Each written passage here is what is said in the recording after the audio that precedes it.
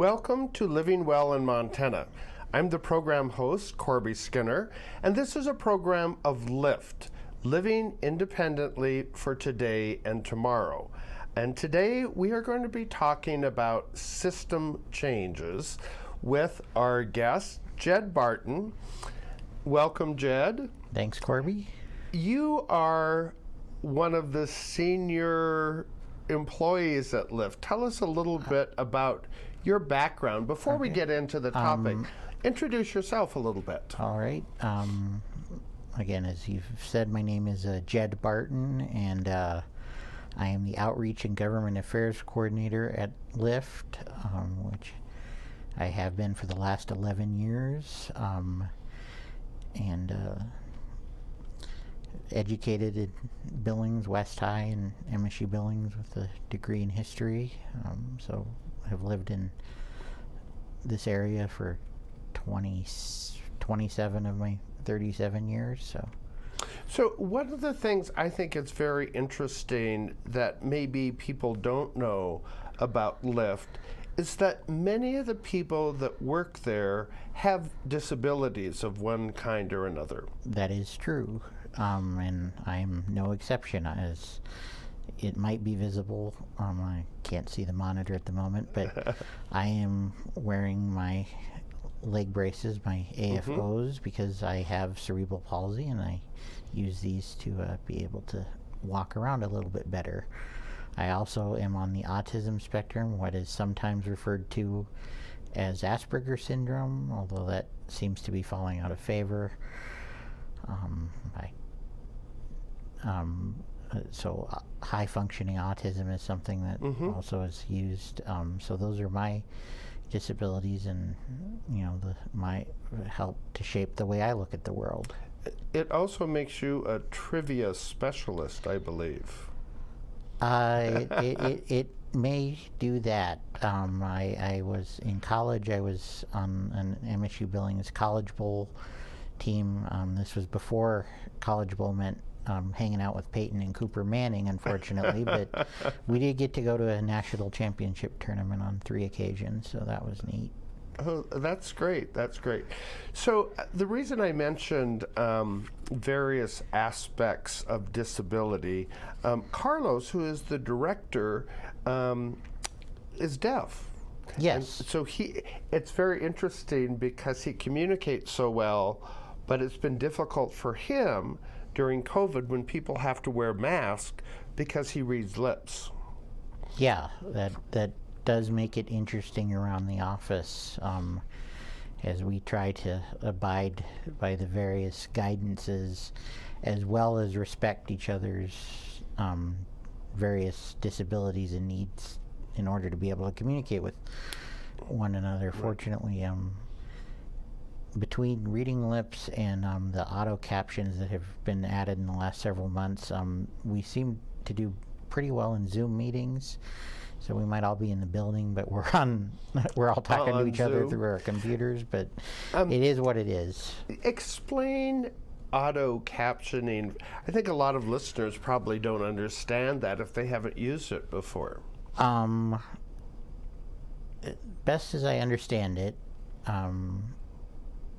when you set up a Zoom meeting now, you have the option to have it captioned, and artificial intelligence program picks up what is being said and does its best to put it up on the screen in print form, and sometimes the results can be rather awkward or rather hilarious, but for the most part it gives people an understanding of what is being said. Right. So when we're in a Zoom meeting, while people are talking, the text is repeated below, and usually it's pretty good. Yeah. Yeah. Sometimes Sometimes not, but I've been at national conferences where the CART or the captioning is being done by some of the best professionals in the business, and they still mishear or so again, it's actually pretty good. I find that, Jed, I'm sure you've seen it too, in foreign films when things are dubbed and sometimes the dubbing takes great liberties to what is actually being said. Yeah, again, the differences in meaning of words there's not always a literal translation, Right. I suppose. So that takes us to the topic system change advocacy. And those are three words that I don't know exactly what they mean, and we're going to take this slow and explain what that is and how it's a part of one of LIFTT's core philosophies. Right. As you said, systems change advocacy is one of the core services that LIFTT is. There's enabling legislation creating centers for independent living such as LIFTT, and listed somewhere in the details is our 6 core services: information referral, institutional transitions, youth transitions, independent living skills, and individual and systems change advocacy. And the systems change advocacy, the IL philosophy and movement is built on the premise that it is not the person with a disability that is quote unquote out of order, it is the system that is out of order. You might picture Al Pacino in, I think it was Son of a Woman, where he's screaming in the courtroom, I'm not out of order, you're out of order. And that's the sort of the idea behind systems change advocacy, is that much of the historical and cultural understanding of disability is framed through what is at times called the individual model or the medical model, where the individual is with a disability, individual with a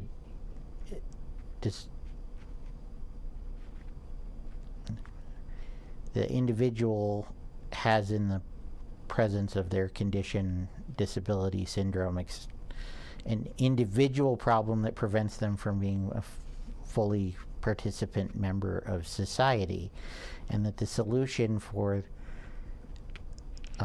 successful integration is that the person be quote unquote cured or of their malady, or failing that, to, again, I'll put this in quotes again, to bootstrap it.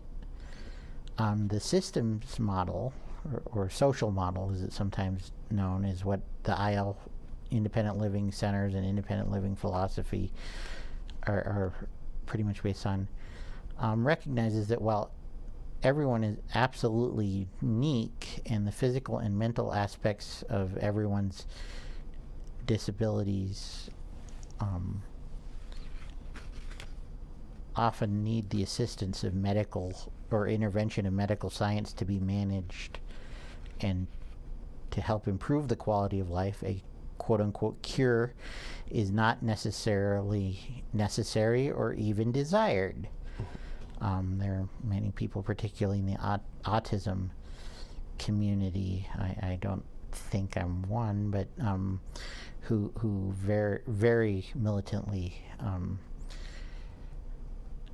react when people talk about quote-unquote curing autism. So I'm going to put this in layman's term and tell me if I have the right idea. Is that people with disabilities should not be thought of having to go through a cure, but that the system in which they live should adapt to meet their needs. Right.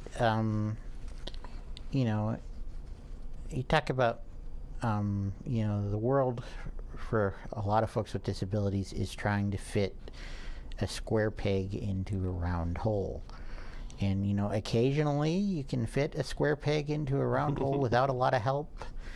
And that's held up as a success. But most of the time, and to go back to the bootstrap analogy, Justice Marshall, Thurgood Marshall, once said something along the lines of, you know, there's nobody I know who's pulled themselves up by their bootstraps who wasn't occasionally at least picked up some had a parent, a teacher, an Ivy League crony, or a few nuns bend over and pick them up.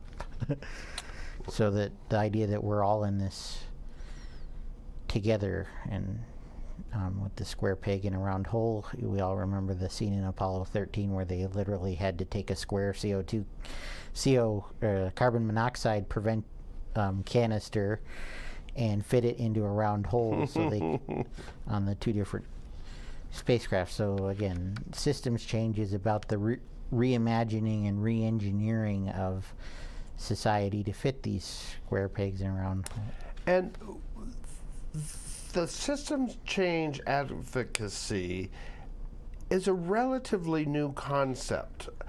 I'm not saying in the last couple of years, Right. but in the last 20 years, the idea has changed that instead of trying to cure people or heal people from certain disabilities, we need to adapt so that those people feel comfortable in the environment. Right, yeah. The sort of the simplest explanation, and I wish I had the famous cartoon of the building with some stairs and a ramp next to it, and you know, when you only have stairs, you know, not everybody can get in the building. When you have a ramp, everybody can get in the building, and even people who could use the stairs use the ramp. And it's almost like, why didn't they just build a ramp and not build the stairs? Again, I'm not enough of an architect to know whether that's actually a good idea or not, but it's that idea that just because we've done it this way for 100 years, looking at my own education, you know, looking back on my own education, I was in 3rd grade at Hanover Street School in Lebanon, New Hampshire. Funny, the school in Hanover was on Lebanon Street. I don't think it was called that, but and I was, and again, I've only learned all of the details since then, but I remember writing this report on doing a timeline project on the computer on the history of football. And what I didn't realize until much later in life is that I was in the library or the resource room or with another teacher doing that while my 26 other classmates were learning to write cursive. And I learned a little bit of cursive, but again, and part of that was the educational system adapting to my cerebral palsy, which I believe was undiagnosed at the time, but was the visual effects were evident. You know, the cursive handwriting was not going to be as useful a use of my time or the educational system's time to try to teach me. You know, we talked about captions on Zoom, you know, adapting film and television and communications to either closed captioning or for the visually impaired, enhanced audio description. I don't know if you've ever seen a movie with that feature turned on. I don't think I have, but I have colleagues who speak very highly of it. Again, that is a filmmaker or you know, in the case of some of, you know, like Turner Classic Movies, now the rights holders of those films going back and, you know, taking this piece of art and saying, well, how can we make it accessible? How can we change the system we use to So, Jed, was that moment in 3rd grade a pivotal moment for you of understanding? Only in retrospect. At the time, maybe not. At the time, it was, you know, my parents said I had enough of a streak where if I got to do something special, you know, I didn't understand why all my friends didn't too. So, but, you know, looking back on it, I realized that, you know, what the work I did, and, you know, or not having to take geometry in 9th or 10th grade, whatever grade one took geometry in the Billings public schools at the time, you know, wasn't about, you know, me being, you know, too stupid or anything like that, but it was about the best use of my time and the best use of the system's time and resources that, Wait a minute. You got out of geometry? yeah. I don't. That is totally not fair. Fair enough. The thing that really bugged a lot of my colleagues was in junior high. I got out of gym class. I had serious, well, for a 13-year-old, serious offers, cash offers to borrow my braces when line dancing came up in gym class. But yeah, and again, it's not about, it's about, and everybody should probably, in an ideal world, everybody, every parent and every student would sit down with this team, and every student would have an individualized education plan, in my opinion.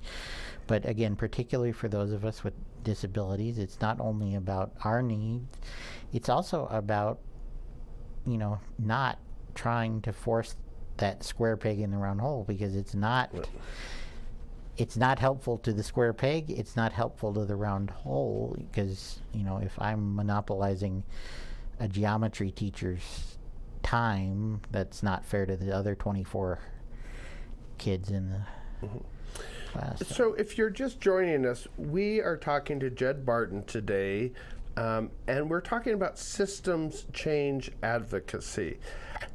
What comes to mind is education and parents with children with disabilities. Right. And how can LIFTT help those parents and children with system advocacy?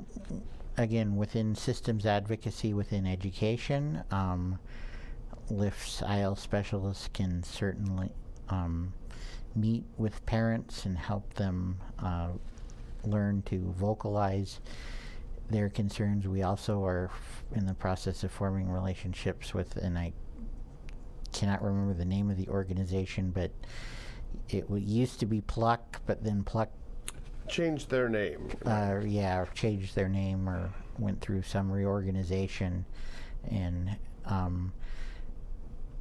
but again, going beyond education and parents and children, systems change is also about the transportation system. Again, we work closely with folks in public health and the folks trying to build multi-use trails in Yellowstone County and other places to create the business is known as a multimodal transportation system, where when we build our infrastructure, again, if things go one way in Washington, it looks like we'll be building a lot of infrastructure soon. That people just think about other uses besides the person who gets in their car and drives to point A and point B, whether they walk or roll or take the bus, or civil rights. Again, reimagining law enforcement has come up in recent years, and while much of that conversation is rightfully centered on the relationship between law enforcement and various racial minorities, there is a lot of room for the relationship between law enforcement and people with various disabilities, particularly minority groups with disabilities, to change. Continuing things like deinstitutionalization, that's the biggest system that IL has been working to change since Ed Roberts opened the first door of the first IL center in Berkeley. The idea that people with disabilities need to be in nursing homes or hospitals, or that they can't live in their homes or communities. So again, that and that gets back to the name of the organization, right. Living Independently for Today and Tomorrow. I've been working with LIFTT for about a year and a half now, and I find it so interesting that the whole philosophy is, how can we help people get out of institutional situations, out of nursing homes, out of sort of institutions, and what is it that the system can do to help people live independently. Exactly. One of the biggest things, and it's somewhere in the process on Capitol Hill right now. Again, that process, even to those of us who spend every day studying it, remains somewhat opaque and Byzantine. But again, right now, Medicaid in the 50 states, the federal government gives every state funding for their Medicaid program, and every state administers their Medicaid program. Nursing home services are non-negotiable. States who participate in Medicaid, which is all 50 of them, must provide nursing home services. However, home and community-based services such as LIFTT provides through the assistance of the Montana Medicaid program and our self-direct Community First Choice PCA program are optional for the states. Montana has, and this was due to a lot of work by IL advocates in Montana in the 90s, including some at LIFTT. Montana does offer the option of home and community-based care services for folks, but some states still don't. And some states again have a much higher institutionalization rate than Montana or some of our surrounding states. I believe Minnesota, which again is often known as a somewhat progressive state, is dealing with an institutionalization rate that is higher than many of its quote-unquote more conservative neighbors. Which is surprising, but isn't it goes back to the system that has been set up by the Minnesota Medicaid program, and there are advocates there just like there are advocates here in Montana working to slowly but surely change that and make sure that all of the resources that are in the can become available in the community, because again, it's the care is provided in the home, and then you've got to look at the transportation and the other social needs, and so it's a bit of it's a true transformation of systems to go from and we're certainly in a better place than we were 50 or 75 years ago. I think a lot of us see that change happening in the workplace because of certain federal mandates, both for accessibility and equal opportunity. Can you talk a little bit about the workplace environment? We just passed the 31st anniversary of the Americans with Disability Act. That was July 26, 2021. We are taping this on August 5th, 2021. And again, like you said, the ADA has certain requirements for employers and public accommodation and other things. And in the workplace,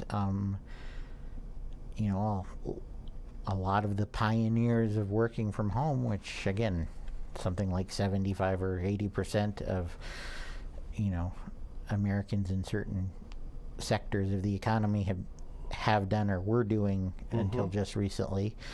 A lot of that was pioneered by people seeking accommodations for their disability. And another thing employers are being encouraged to do is to really seriously take a look at job descriptions.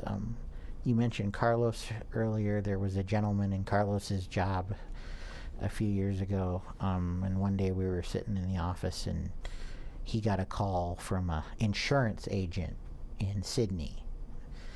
And again, we range throughout our 18 county service area, and he talked to one of our IL specialists in that part of the world at the time, and he was curious about, because this was still height of the oil boom in the Bakken, so hiring anybody, and it's kind of like what it is in the restaurant business today. Hiring anybody was a challenge. And he said, you know, I really need a receptionist. And, you know, how can I appeal to people with disabilities? Well, one of the things, he sent us the job description. And one of the things on the job description was this person needed to lift 50 pounds. And so we called him up and said, sir, we reviewed your job description, and is there ever an incident where your receptionist has to solely be responsible for lifting a 50-pound box? And he said, maybe if we had to move one of the filing cabinets, but I've been in the same location for 40 years and I have no intention of going anywhere, and I like my filing cabinets where they are. So you're right, that doesn't need to be there. So it's, you know, we try to educate. We try to educate and persuade, you know, and obviously laws and rules are important, but the more we can do, you know, working together, the less we have to resort to legislation or the courts. But again, independent living has, you know, a long history of it pushing state and local and federal legislative bodies to pass laws, and has a long history of adjudicating to make sure those laws are, once they're passed, are enforced and are interpreted in such a manner as actually benefits people. So a lot of it really is communication. Right. And we're talking about systems change advocacy. It could be for individuals, it could be for businesses.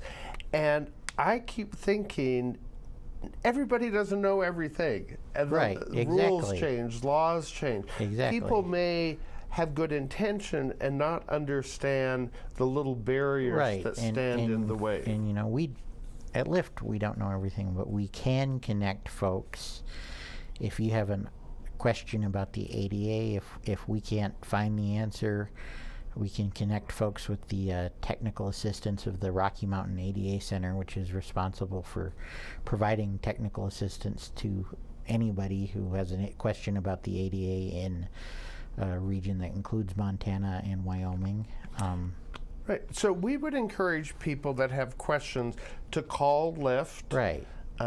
We had the number on the screen, right. But also the website has information. Yeah, our website does have information. We are in the middle of constructing a new website that will hopefully place us in better stead with the accessibility guidelines for internet usage, both that are contained within U.S. law and, again, because right. the web is worldwide, there's an international standard as well. Right. So I love the fact that as we're helping people learn, we're learning ourselves too.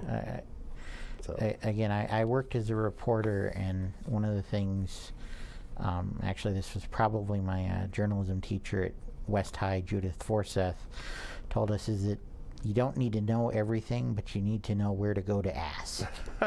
and so at LIFTT, LIFTT, we hope if we don't know it, we know who to ask. Great. Thank you for joining us today on Living Independently in Montana.